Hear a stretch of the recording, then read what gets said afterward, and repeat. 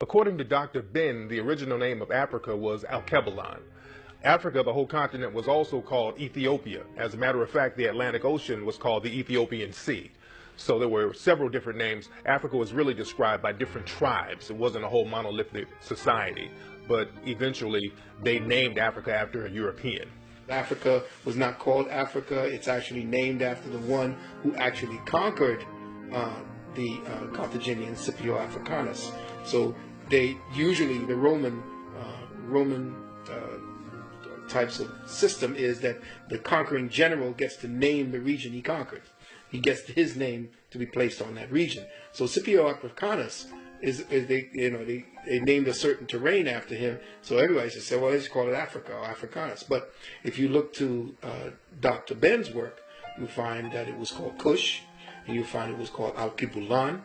It had many names: Ethiopia, which is essentially Greek, but the whole continent was once known as Ethiopia. It's terrible, about just where math came from. All of the pictures that they've shown out of Africa, they've never really educated the Americans, white or black, about what really goes on in Africa, what some of the cities are really like. And that we're not running around over there with Tarzan, and when they show anything from Africa, even down to today, they pick the worst scenes, the most terrible situations, and they show those. But we have a proud history. But of course, what we did in Egypt 5,000 years ago, or what we did in China 35,000 years ago, is of no benefit if we don't understand what to do today and how that would help us to survive. We discovered the clock.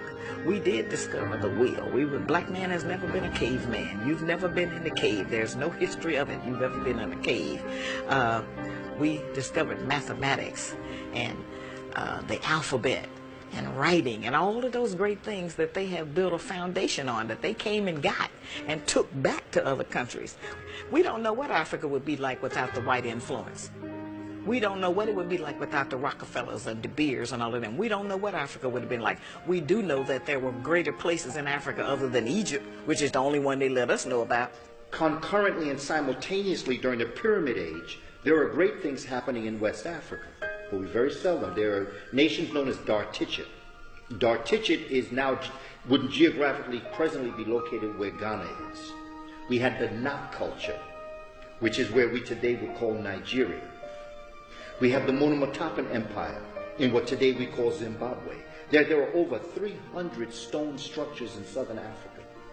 And then you have that great structure in the great Zimbabwe that shows a direct relationship to the Grand Lodge of Luxor in Egypt. You have Puanit, which is in today's Somalia, Ethiopia. You have the Kush empires that are simultaneously happening. When Hatshepsut, the great Pharaoh king, although she was a woman, she was a Pharaoh king, sitting on the throne of Kemet, her cousin sits on the throne of Puanit, or what we call Somalia. There are great things happening historically across the African continent. You have the kingdoms of Kuba and Luba in Central Africa. Mansa Musa was the king of Mali in the 1300s, very wealthy brother. During the dark age of Europe was going through a dark age, Africa was thriving. It was the gold capital. Mansa Musa was considered the wealthiest man on the planet at the time. Mansa Musa had a very well-known pilgrimage to Mecca, where he went to Egypt and went to Mecca and went through Egypt, and he gave out so much gold it threw off the Egyptian economy. In today's terms, Mansa Musa gave away what would be the equivalent of $100 million in gold. The African was the first race to circumnavigate the entire globe. All over Africa, all over the world, the peoples of color that they call Africans, Alkebulanans, we were all over the world. So to say that in Ghana they had the Ashanti, they had, all over. We had powerful dynasties, so innumerable we couldn't even name them. Because remember, we had hundreds of thousands of years, and that's the secret. They cut us off at 6,000 because anything beyond that they could say is mystery. They could say is myth. So when you control the information, which is essentially what they've learned to do, under the Vatican they have about 6 to 8 miles of storage space that have all of our artifacts, and the Virgin Mother being black, all of the faces, take apart the layers that are actually constructed in the lie. They're layered.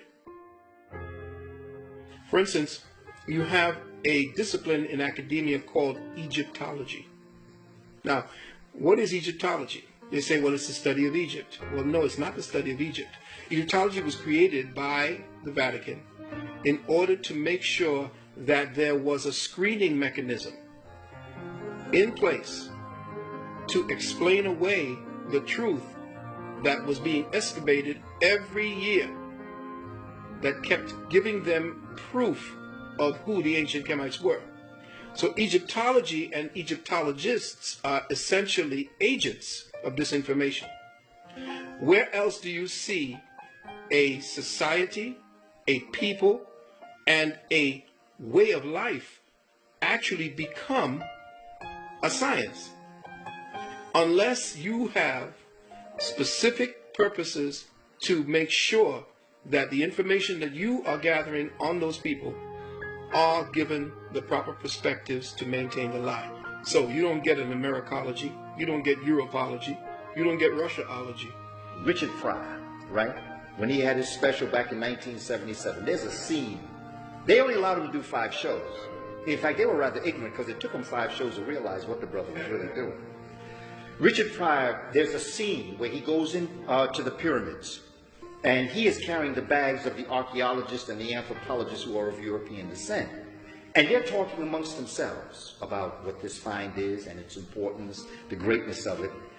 And Richard Pryor is in this temple looking all around, and he begins to say, all these people are black. He said, look at that guy over there, that guy looks like my uncle. And he's just, it's humorous, but what Richard Pryor is actually talking about is that, these are black people in these pyramids, and these are the people that built these pyramids. He's saying, wait a minute, these people... And then all of a sudden, the camera begins to show the anthropologists of European descent, and they start to nudge each other because they realize, hey, the guy carrying the bags is looking around, and he's learning some things in here. So very quietly, you see them backing out of the pyramid, right? And Richard Pryor is still there talking about how great the pyramid is, and then all of a sudden, they show you the door close, and all of a sudden, the scene goes black. Which means that was the blackout on the information for black folk to understand their history. This is what Richard Pryor was dropping on us in 1977. This is what actually has happened. Richard was telling us, this is what has happened to us. Because as you become conscious, and brother becomes conscious, and as a community we become conscious, the Europeans who know this are beginning to realize. So they're trying to shut the door on us.